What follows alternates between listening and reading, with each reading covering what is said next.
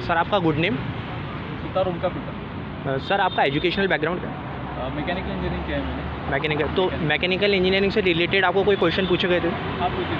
Liver का concept पूछा गया था, मैकेनिकल लीवर, उसमें first class lever, second class lever, third class lever. अच्छा। देन अप्रेंटिसशिप और इंटर्नशिप कहाँ की है, क्या क्या किया उसके बारे में। गवर्नमेंट पॉलिसीज़ के बारे में पूछी थी। गवर्नमेंट पॉलिसीज़ कौन कौन सी पूछी थी? सर अप्रेंटिस एक गवर्नमेंट पॉलिसी पेड इंटर्नशिप कहते हैं उसको।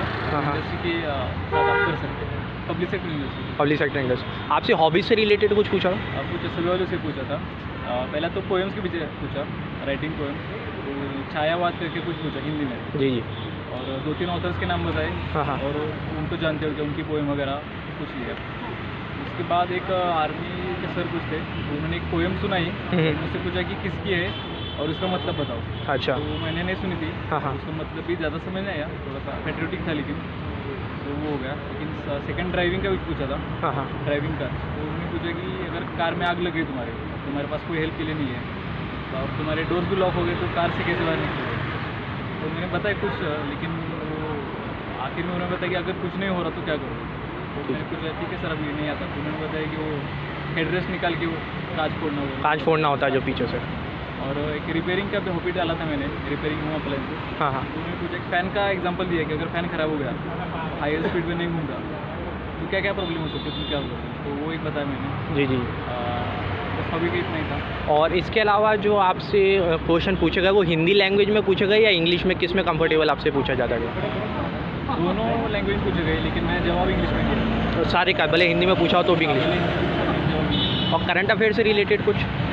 करंट से तो कुछ नहीं। सर्विस प्रेफरेंसेज या सर्विस की कोई इन डेप्थ नॉलेज से? नहीं पूछा कि CAPF क्यों ज्वाइन करना चाहते हो और बैकअप प्लान क्या है अगर ये नहीं हुआ तो। अच्छा। और ओवरऑल बहुत कोर्डियल था या फिर फंसाना चाह रहा? बहुत अच्छा था। अच्छा। फंसाना तो नहीं, क्योंकि इंटरव्यू बहुत जल्दी हो गया मेरा। हाँ हाँ। सवाल भी पास हो गया, जवाब दिया तो वो अगले सवाल। टोटल कितना ड्यूरेशन का आपको समय लगे? 19-20 मिनट। 19-20 मिनट का। सर आपने कोई मॉक इंटरव्यूज़ वगैरह ज्वाइन करे थे क्या? मॉक ज्वाइन एक दिया था मैंने, 2 मॉक दिए थे मैंने। हाँ हाँ। तो उनकी रेलेवेंस कितनी है? यहाँ पे पूछा जा रहा है उससे रिलेटेड मतलब कुछ फ़ायदा मिल रहा है? रेलेवेंस उतना तो नहीं है।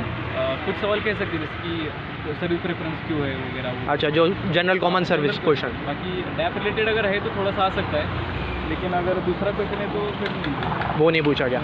और अभी है तो वो ठीक है, लेकिन करंट का कुछ प्रेडिक्ट नहीं कर सकते। कुछ आर्मी पर्सनैलिटीज़ के ऊपर जैसे स्टार्टिंग में जो मॉर्निंग शिफ्ट में शैम मानेक शॉ के ऊपर क्वेश्चन पूछे गए थे, तो इस तरीके कुछ पूछा गया आपसे?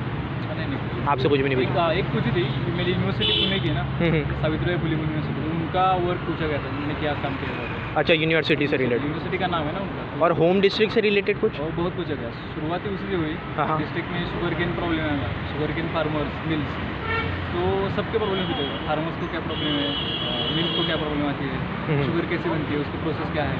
अच्छा, वहाँ तक डिटेल में गए? आगे जाके इरीगेशन, फर्टिलाइजर्स के बारे में पूछा, इरीगेशन के टाइप्स, ड्रिप इरीगेशन वगैरह कुछ पूछा। एंड अगेन 1-2 सवाल थे अभी उसके रिलेटेड थे, शुगर का टाइप्स कौन सा है, कौन से शुगर है।